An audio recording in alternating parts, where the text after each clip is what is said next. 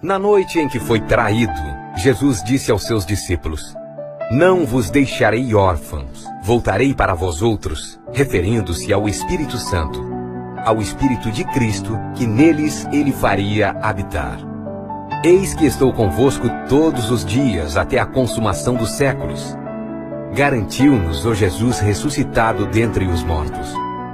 Onde estiverem 2 ou 3 reunidos em meu nome, eu aí estou no meio deles, afirmou Jesus para todo e qualquer tempo da vida. Assim, os discípulos de Jesus sabem que Jesus está com eles. Por isso não temem. Por esta mesma razão, eles são gente do caminho. Lugar onde encontrar 2 ou 3 que sintam e façam sinfonia em seu nome, pode acontecer em qualquer esquina. Quando os discípulos esqueceram as igrejas e passarem a só considerar o que tem a ver com Jesus, então o mundo sentirá o impacto de nossas presenças em todos os lugares da terra. Abandonado o compromisso com a religião e abraçado com paixão o discipulado de Jesus no Espírito, então o sal salga a terra.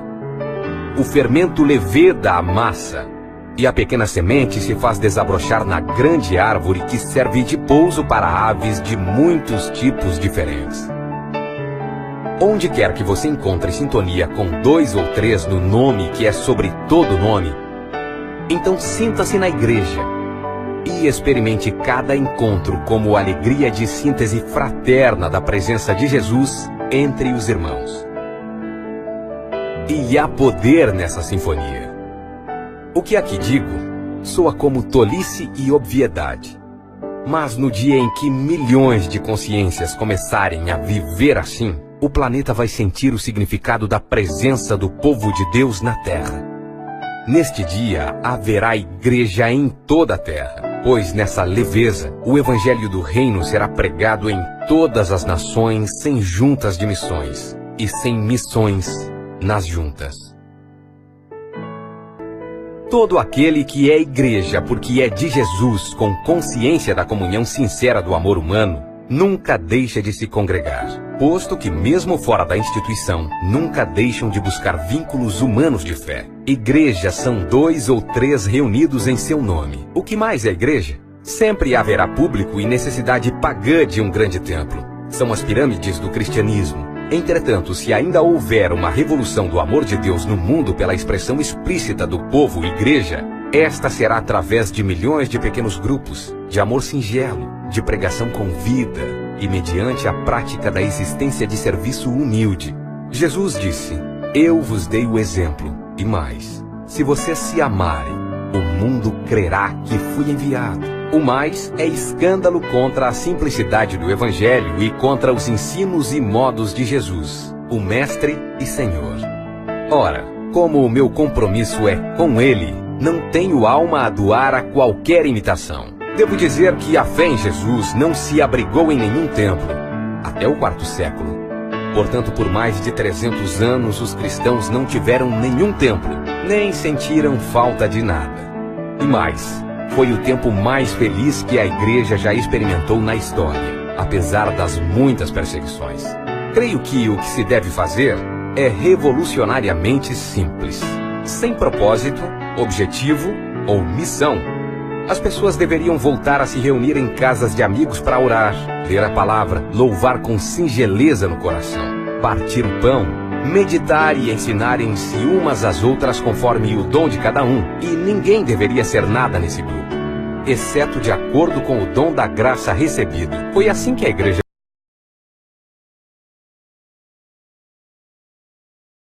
cresceu e nem ensinou.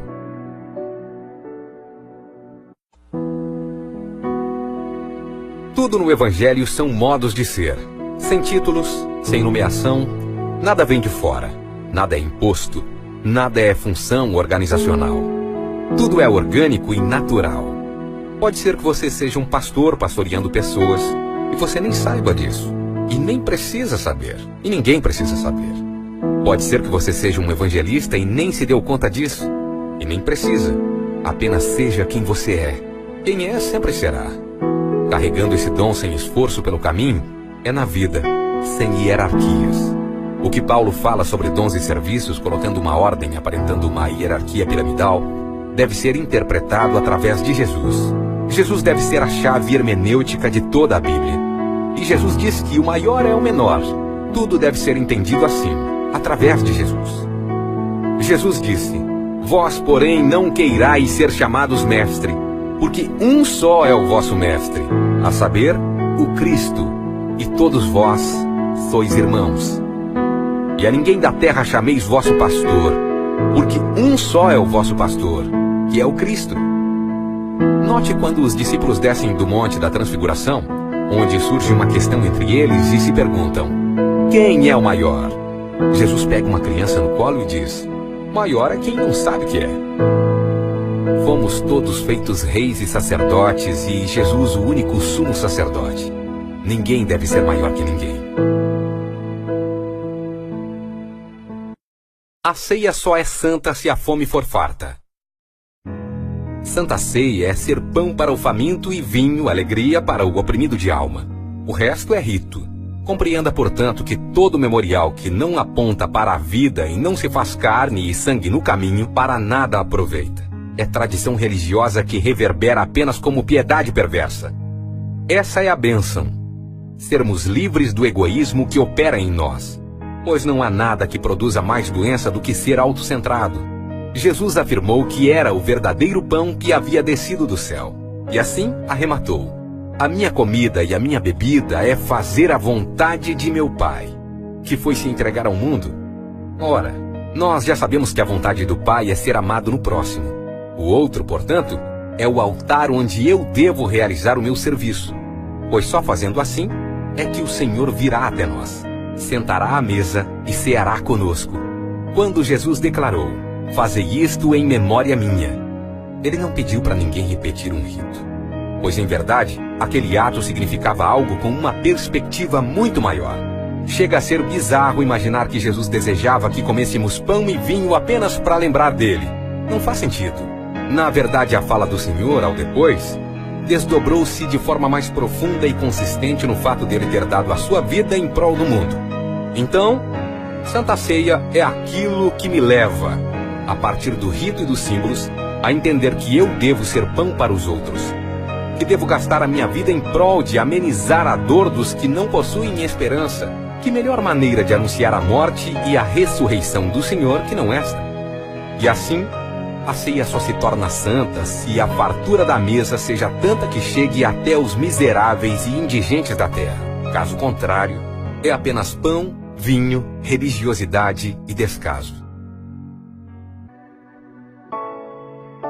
Eu não consigo ver na fala de Jesus a intenção de formalizar um lugar onde pessoas pudessem sempre estar se reunindo e limitando toda a sua vida religiosa a esse lugar. Não consigo ver um credo a ser aprendido a não ser o amor. A congregação de Jesus não tinha paredes, nem bancos, nem credos. Ela acontecia enquanto ele caminhava pela Palestina. Umas vezes no Mar da Galileia, outras vezes a caminho de Cafarnaum, outras no caminho de Cesareia, de Filipe, outras vezes no templo, outras nas sinagogas, enfim.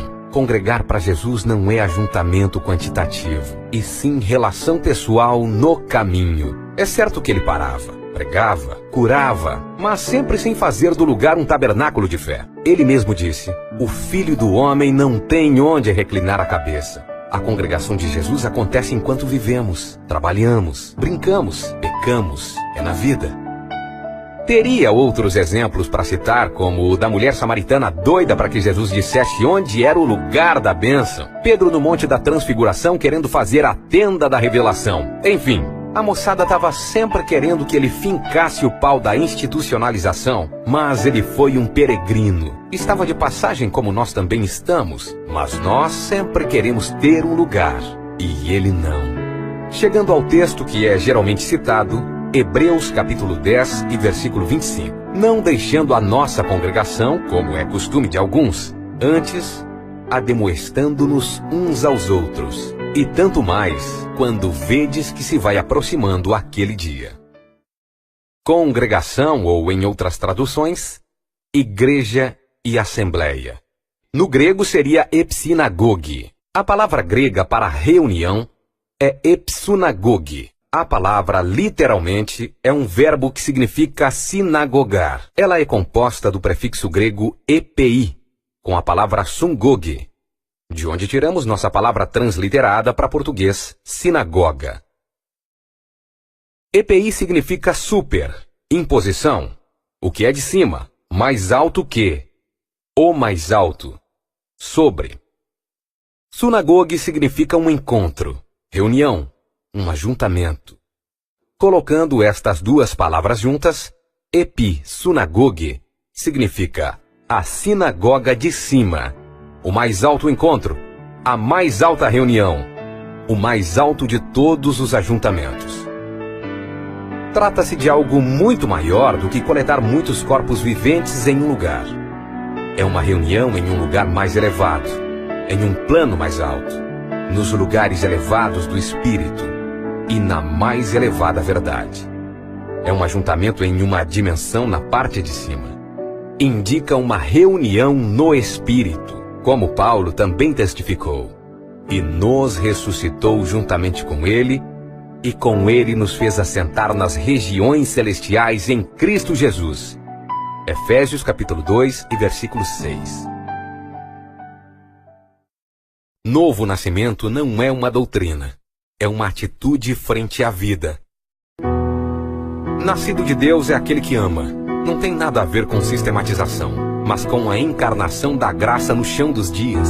E o que ama sabe quem Deus é não porque leu as Escrituras, ou por causa das confissões. Ele sabe quem Deus é porque Deus está nele, entranhado nele pelo seu Espírito. Então, se você quiser discernir quem é discípulo de Jesus, é só olhar para alguém que ama. É simples assim. Pois é impossível alguém amar e o amor de Deus não está nele. E é impossível amar e adorar a Deus sem ser através do próximo. Deus escolheu ser adorado assim. O que Jesus fez? Se entregou ao mundo. Então, sejamos parecidos com Ele. Quem tem Cristo ama como Ele amou. E quem não ama assim não pode estar em Cristo. Quem tem Deus ama, porque Deus é amor. Um novo mandamento vos dou: que vos ameis uns aos outros, como eu vos amei a vós, que também vós uns aos outros vos ameis. Nisto todos conhecerão que sois meus discípulos, se vos amardes uns aos outros. Ama como Jesus amou? Então é discípulo dele. Este é o meu mandamento: amai-vos uns aos outros como eu vos amo, como Jesus amou, se entregando. Ninguém tem maior amor do que aquele que dá a sua vida por seus amigos. Vós sois meus amigos, se fazeis o que vos mando. Apenas se fazeis.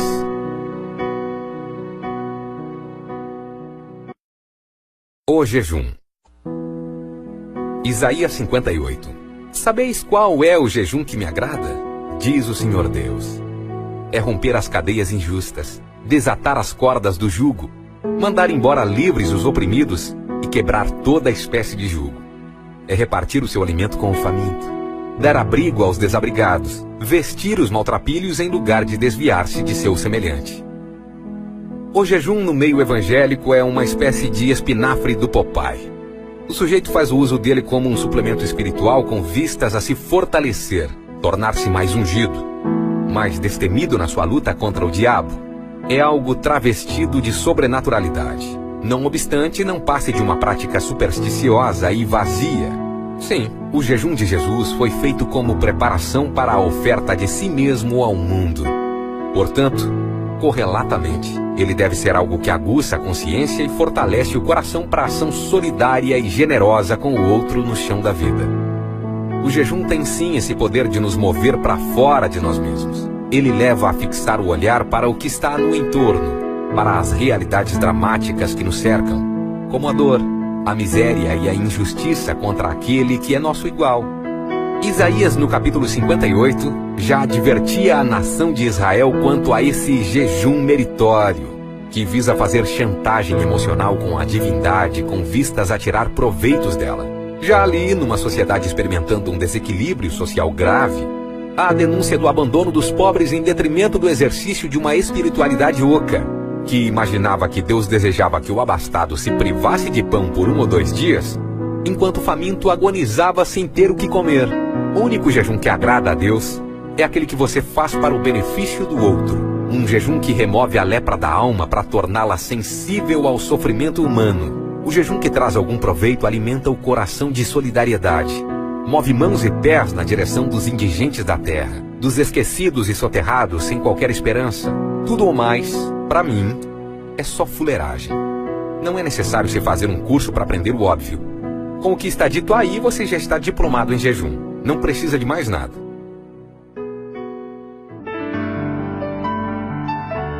Sou grato a Deus por ter me feito entender um pouco mais do Evangelho. Eu era religioso e não sabia. Uma mente religiosa me fazia pensar que estar no culto em um templo com os irmãos era mais importante do que estar em um almoço com os amigos e família. Quando surgia um convite para um aniversário de alguém em horário de culto, eu precisava fazer uma escolha: culto ou festa? Então me vinha à mente colocar Deus em primeiro lugar. E me dirigia ao templo deixando amigos e familiares descontentes comigo. Mas eu pergunto, o que é servir a Deus?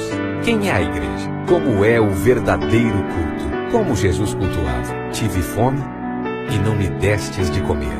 Onde houver 2 ou 3. Sem perceber, eu amava mais o rito, a liturgia do culto do que ao próximo ao meu redor. Estar reunidos com amigos é a melhor chance de servir a Deus. Amar as pessoas, servir, dar atenção, se doar. O verdadeiro culto está em servir em amor ao próximo. São nas coisas mais simples da vida. Desde servir um copo de suco para alguém antes de você, até socorrer um mendigo jogado na rua. Essa é a minha congregação. Isso é congregar. Sorrir com alguém, olhar por alguém, parar por alguém, gargalhar com alguém, chorar com alguém. Pode ser eu e mais um.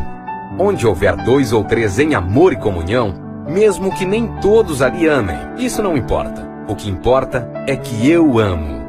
O Evangelho é tão simples, mas poderoso. O Evangelho é amor, somente amor. Hoje, sempre que me reúno com gente boa de Deus, seja em um aniversário, numa festa ou para falar das coisas de Deus, me sinto igreja na igreja com a igreja. Valorizo cada momento com o próximo. Amo pessoas, amo a Deus. Faço de qualquer ambiente a minha congregação. Onde estou eu e mais um, ali eu congrego. Se lermos todo o Novo Testamento de carreirinha várias vezes, sem a mentalidade religiosa, vamos perceber facilmente que esse era o espírito do Evangelho. Por isso o Evangelho foi loucura e escândalo para os religiosos da época. Por ser tão simples, hoje acontece o mesmo com quem decide viver este Evangelho. Portanto, congregue. Reúna-se, tenha comunhão. Seja em uma festa, seja em uma casa, seja na praia, seja na praça, seja onde for. Sirvam e amem uns aos outros, assim como Cristo fez.